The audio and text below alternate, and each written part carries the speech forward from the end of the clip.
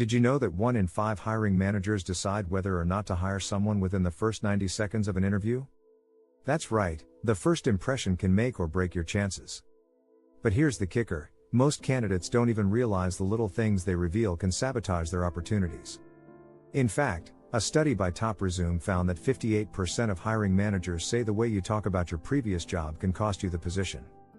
Yikes, right? Interviews are high stakes, and there's more than just your resume on the line. The way you speak, what you reveal, and how you present yourself matters more than you think. In this video, we're going to dive into the 6 things you should never reveal in a job interview. You'll learn strategies to handle tough questions, navigate tricky topics, and avoid common mistakes that most job seekers don't even know they're making. Ready to land that dream job? Keep watching to discover the hidden truths that could make or break your next interview. Chapter 1: The secret behind salary talks. Don't let it slip. When you're in a job interview, salary talk can be a tricky subject. It's tempting to bring it up early, but doing so can make you look like you're only interested in the paycheck. In fact, according to a study by Glassdoor, 67% of job seekers find salary discussions uncomfortable. So, when should you bring up compensation? Timing is key. The best strategy is to wait until the employer has made you an offer or until they ask. This way, you can focus on the role and how well you fit before worrying about the numbers. Salary talks too early can also make you appear less invested in the company. You don't want the employer to think you're just interested in the money. Research from PayScale shows that candidates who focus too much on salary have a higher chance of being seen as flight risks, meaning they might leave as soon as they find a better paying job. One strategy is to redirect the conversation back to the role. If asked about salary expectations, say something like, "I'm more focused on finding the right role and team, and I'm confident we can agree on compensation once we talk about the position in more detail." This shows your interest is in the work itself, not just the paycheck. It's important to do your homework on salary ranges before the interview, though. Websites like Glassdoor, Indeed, and LinkedIn Salary can help you understand what others in similar roles are earning. But don't bring this up unless asked. You want to seem prepared, but not obsessed with numbers. If you're pressed to give a number, try to give a range.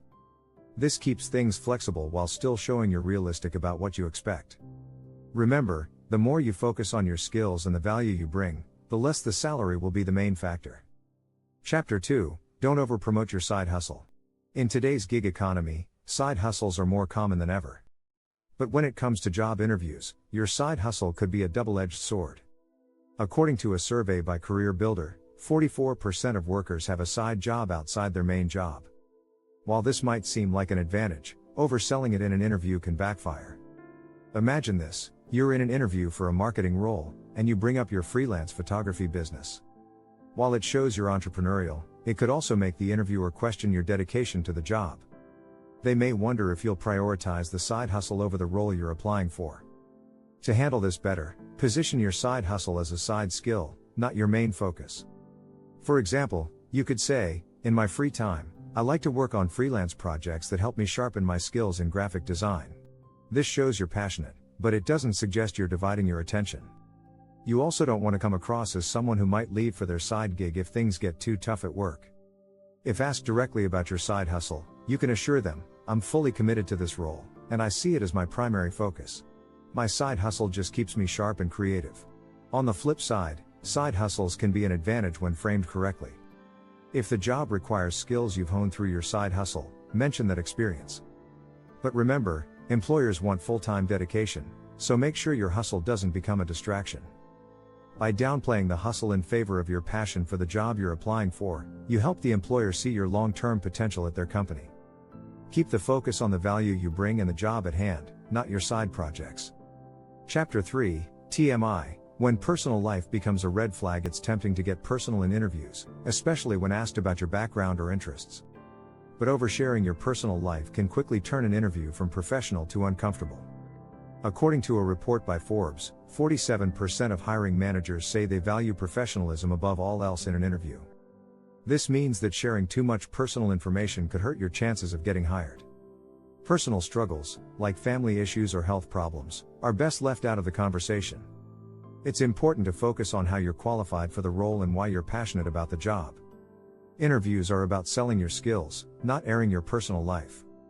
If you share too much personal information, the employer may start to question whether you can handle the responsibilities of the job. Sometimes, personal stories can make you seem more relatable. But sharing them in an interview context requires careful thought.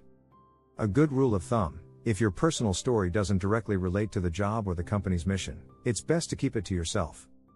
For example, saying "I took a break from work to care for my family" is fine if the break is relevant to the job you're applying for.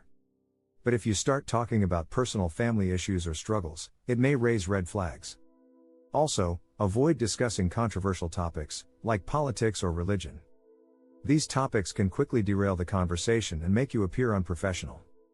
Stick to discussing your skills, experience, and what excites you about the job. If you're asked about your hobbies, keep it light and professional. For example, instead of sharing personal struggles, say, "I enjoy running marathons in my free time. It helps me stay focused and disciplined." This tells the employer you're active and goal-oriented without revealing too much. Oversharing can also make you seem disorganized or emotionally unstable. Employers want to see how you handle challenges, but they don't need to hear about every personal problem you've faced. Keep the conversation focused on the job and your qualifications, and save the personal stories for friends or family. Ultimately, the key is professionalism. If you're unsure about what's appropriate to share, keep your answers centered around your work history, skills, and why you're a great fit for the company. Personal stories can be great, but they need to stay in the background unless they directly relate to the job. Don't forget to hit the subscribe button if you're enjoying these tips. We have more to come, and you don't want to miss them. Chapter 4: Why honesty on weaknesses might cost you the "What's your greatest weakness?" question can be a minefield in interviews. Many candidates think they should answer honestly, but revealing a real weakness can hurt your chances. According to a survey by the Muse, 42% of employers say that how you handle this question can make or break your chances of getting hired. So, what should you say? Instead of exposing a major flaw, try to turn a weakness into an opportunity for growth. For example, saying "I'm working on improving my public speaking skills" shows that you're self-aware and proactive. This way, you acknowledge an area of improvement but also demonstrate a solution-focused attitude. Another strategy is to mention a weakness that's less likely to interfere with the job.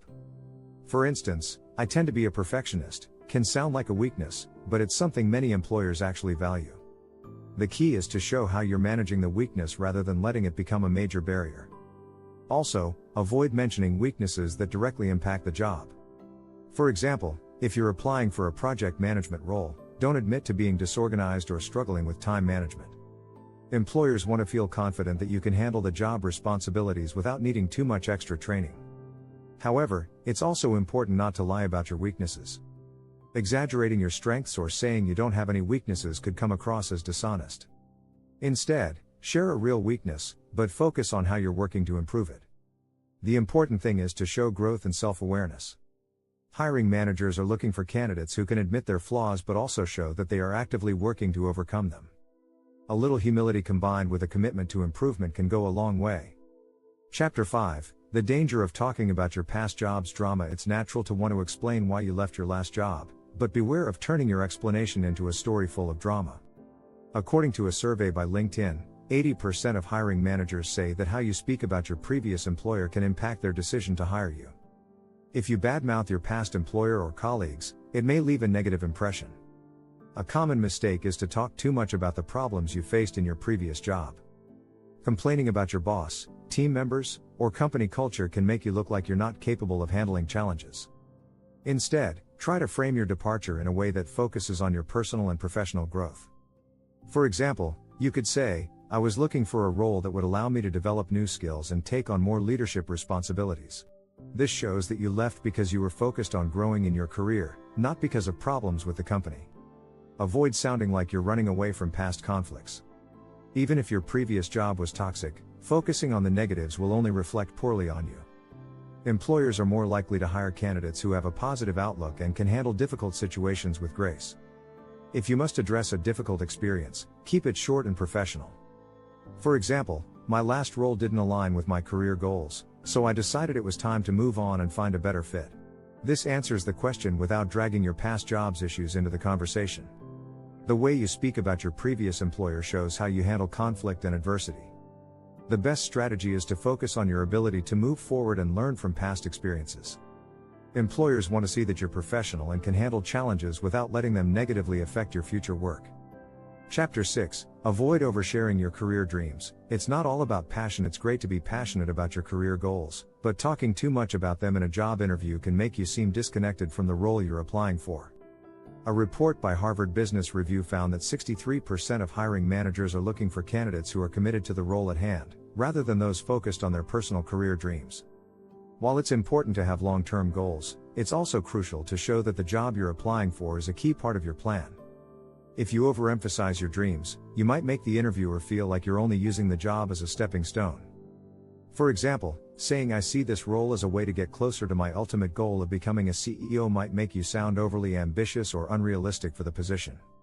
Instead, focus on how the role aligns with your current skills and goals. A better response could be, "I'm excited about this role because it will allow me to further develop my leadership skills and contribute to a growing company." This way, you show that you're committed to the job and excited about growing within it. When discussing your long-term aspirations, make sure they align with the company's goals. If you're applying for a marketing position, it's best to talk about how you want to contribute to the company's success rather than focusing too much on your dreams of moving up the corporate ladder. The goal is to show that you're not just focused on personal achievements but also on how you can add value to the team. Hiring managers want candidates who are both ambitious and grounded, who see the job as a way to develop but are also committed to the role at hand. While passion is important, it's best to balance it with realism. Employers appreciate candidates who have a clear understanding of the role and its potential, without seeming like they're only interested in it as a stepping stone to something bigger. Focus on how you can make a difference right now, rather than looking too far into the future. In the end, it's about finding the right balance. Show that you have ambition and a vision for the future, but emphasize how the job you're interviewing for is the perfect next step in that journey. By keeping the focus on the role itself, you can avoid coming across as someone who isn't fully committed. Make sure to subscribe and click the bell icon for more career tips. We'll be back with more ways to ace your next interview.